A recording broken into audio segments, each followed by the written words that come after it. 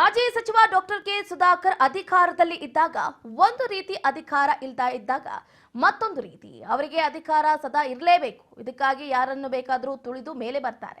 ಈಗಲೂ ಅಷ್ಟೇ ಅವರ ಕಣ್ಣೀರ ಧಾರೆ ಕೇವಲ ಅಧಿಕಾರಕ್ಕಾಗಿ ಮಾತ್ರ ಅನ್ನೋ ಆರೋಪಗಳು ಈಗ ಚಿಕ್ಕಬಳ್ಳಾಪುರ ಲೋಕಸಭಾ ಕ್ಷೇತ್ರದಲ್ಲಿ ಕೇಳಿ ಬರ್ತಾ ಇದೆ. ಅಂದಹಾಗೆ ಇಡೀ ಚಿಕ್ಕಬಳ್ಳಾಪುರ ಲೋಕಸಭಾ ಕ್ಷೇತ್ರದಲ್ಲಿ ಸುಧಾಕರ್ ವಿರುದ್ಧದ ಅಲೆ ಇನ್ನೂ ಕೂಡ ಪೂರ್ತಿಯಾಗಿ ನಶಿಸಿಲ್ಲ. ಅವರು ಅಧಿಕಾರದಲ್ಲಿ ಇದ್ದಾಗ ತೋರಿದ ದರ್ಪದ ಬಗ್ಗೆಯೇ ಹೆಚ್ಚೆಚ್ಚು ಆರೋಪಗಳು ಕೇಳಿ ಬರ್ತಾ ಇದೆ. ಜೊತೆಗೆ ಸ್ವಜಾತಿ ಒಕ್ಕಲಿಗರ ಮೇಲೆ ಸುಧಾಕರ್ ನಡೆಸಿದ ದೌರ್ಜನ್ಯದ ಬಗ್ಗೆ ಕ್ಷೇತ್ರದ ನಾಯಕರು ನಿರಂತರವಾಗಿ ದೂರ್ತಾ ಇದ್ದಾರೆ. ಇನ್ನು ಚಿಕ್ಕಬಳ್ಳಾಪುರ ಲೋಕಸಭಾ ಕ್ಷೇತ್ರದಲ್ಲಿ ಒಟ್ಟು 8 ವಿಧಾನಸಭಾ ಕ್ಷೇತ್ರಗಳು ಇದೆ. ಈಗಾಗಲೇ ಈ ವಿಧಾನಸಭಾ ಕ್ಷೇತ್ರಗಳಲ್ಲಿ 6 ಕ್ಷೇತ್ರಗಳು ಕಾಂಗ್ರೆಸ್ ಪಾಲಾಗಿದೆ.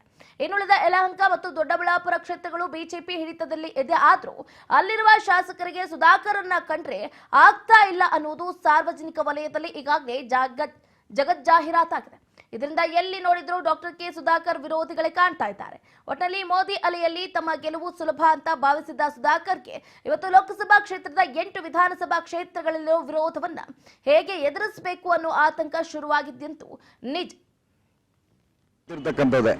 ಇವತ್ತು ಚುನಾವಣೆ ನಮ್ಮವರು ನಮ್ಮ ಸಮುದಾಯ ನಾವು ಒಗ್ಗಟ್ಟಾಗಬೇಕು ಅಂತೇಳಿ ಇವತ್ತು ಮತ ಪ್ರಚಾರಕ್ಕೆ ಹೊರಟಿರೋದು ತಾವೆಲ್ಲ ನೋಡ್ತಾ ಇದ್ದೀರಿ. ನಮ್ಮ ಸಮುದಾಯ ಅಂದಾಗ ಅಧಿಕಾರದಲ್ಲಿದ್ದಾಗ ಅವ್ರಿಗೆ ಜ್ಞಾಪಕ ಬರಲಿಲ್ಲ ಅಂತ ಅನ್ಕೊಂತೀವಿ. ಇದೇ ಮಂಚನಹಳ್ಳಿ ಪ್ರಕಾಶ್ ಅವರು ಯಾವ ಸಮುದಾಯದವರು, ಅವ್ರಿಗೆ ಯಾವ ರೀತಿ ಕೇಸ್ ಹಾಕಿದ್ರಿ? ಇದೇ ಬರ್ಡೆ ವೆಂಕಟೇಶ್ ಅವರು ಯಾವ ಸಮುದಾಯದವರು, ಏನಕ್ಕೋಸ್ಕರ ಕೇಸ್ ಹಾಕಿದ್ರಿ? ಎಷ್ಟು ದಿವಸ ಜೈಲಾಗಿ ಇಟ್ಟಿದ್ರಿ?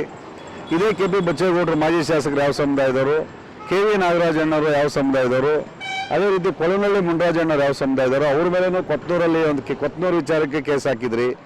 ಅದೇ ವಾಸುದೇವ್ ಅವರು ಅವ್ರು ಯಾವ ಸಮುದಾಯದವರು, ವಾಸುದೇವ್ ತಮ್ಮವರು ಮುನ್ರಾಜ್ ಅವರು ಯಾವ ಸಮುದಾಯದವರು, ಮತ್ತು ಅದೇ ರೀತಿ ನಮ್ಮ ವಕೀಲರು ಸುಬ್ರಹ್ಮಣ್ಯ ಅವರ ತಮ್ಮ ಅಣ್ಣ ಶ್ರೀನಿವಾಸ್ ಅವರು ಯಾವ ಸಮುದಾಯದವರು, ಅವ್ರ ಮೇಲೆ ಯಾವ ಕೇಸನ್ನು ಹಾಕ್ಸಿದ್ರಿ? ನುಗ್ತಳ್ಳಿ ರವಿ ಅವರು ಅವ್ರ ಮೇಲೆ ಯಾವ ಕೇಸನ್ನು ಹಾಕ್ಸಿದ್ರಿ? ಸೊ ಈ ಥರ ಅವರೆಲ್ಲರೂ ಮುಖಂಡರಿನ್ನ ಅವರೊಟ್ಟಿಗೆ ಸುಮಾರು ಜನ ಇರ್ತಕ್ಕಂಥ ಅವರೆಲ್ಲ ಯಾವ ಸಮುದಾಯದವರು, ಯಾವ ಕೇಸ್ ಹಾಕಿದ್ರು, ಏನು ಕೇಸ್ ಹಾಕಿದ್ರು ಅಂತ ಒಂದು ಸಾರಿ ಜ್ಞಾಪಿಸ್ಕೊಂಡ್ರೆ ಒಳ್ಳೆಯದು ಅಂತ ನಾನಾದರೂ ಭಾವಿಸ್ತೀನಿ.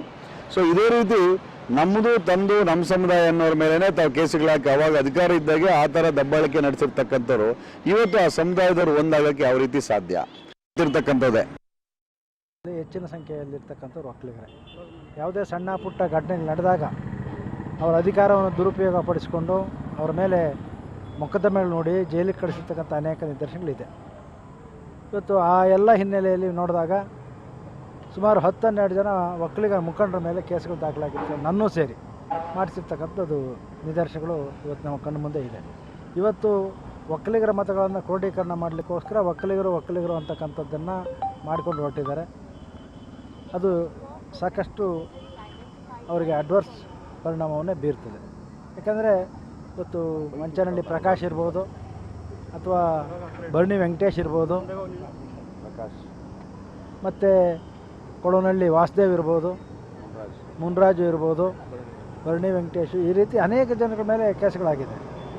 ನನ್ನ ಮೇಲೂ ಕೂಡ ಒಂದು ಸುಳ್ಳು ಮೊಕದ್ದಮೆಯನ್ನು ಹೂಡಿದ್ದು ನಾವು ನೋಡಿದ್ವಿ.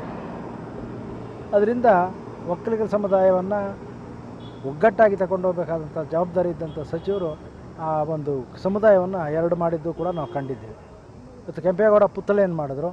ಆ ಪುತ್ಥಳಿ ಅನಾವರಣ ಸಮಯದಲ್ಲಿ ಒಕ್ಕಲಿಗರ ಮುಖಂಡರನ್ನ ಸಂಘದ ಸದಸ್ಯರನ್ನ ಯಾರನ್ನೂ ಕರೀದೆ ಒಂದು BJP ಕಾರ್ಯಕ್ರಮದಂತೆ ಮಾಡಿದರು.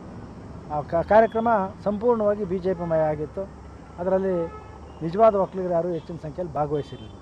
ಮೊನ್ನೆ ನಡೆದಂಥ ಕೆಂಪೇಗೌಡ ಜಯಂತಿ ಒಕ್ಕಲಿಗ ಸಂಘದ ಅಡಿಯಲ್ಲಿ ನಡೆಯಿತು. ಒಕ್ಕಲಿಗ ಸಂಘದ ಸಹಯೋಗದಿಂದ ಜಿಲ್ಲಾಡಳಿತ ಒಕ್ಕಲಿಗ ಸಂಘದ ಸಹಯೋಗ ಅಂತ ಆಯಿತು. ಆ ಒಕ್ಕಲಿಗರ ಸಂಘದ ಅಧ್ಯಕ್ಷರು, ಕಾರ್ಯದರ್ಶಿಗಳು, ಖಜಾಂಚಿಗಳು ಯಾರೂ ಭಾಗವಹಿಸಿರಲಿಲ್ಲ. ಅಂದರೆ ಇವ್ರಿಗೆ ಬೇಕಾದಾಗ ಮಾತ್ರ ಕೆಂಪೇಗೌಡ ಜ್ಞಾಪಕ ಬರ್ತಾರೆ, ಒಕ್ಕಲಿಗ ಜ್ಞಾಪಕ ಬರ್ತಾರೆ, ಉಳಿದಂತೆ ಜ್ಞಾಪಕ ಬರೋದಿಲ್ಲ. ಇವರ ಬೂಟಾಟಿಕೆ ಮಾತುಗಳನ್ನು 10 ವರ್ಷ ಕೇಳಿ ಜನ ಇವತ್ತು ಬುದ್ಧಿವಂತರಾಗಿದ್ದಾರೆ.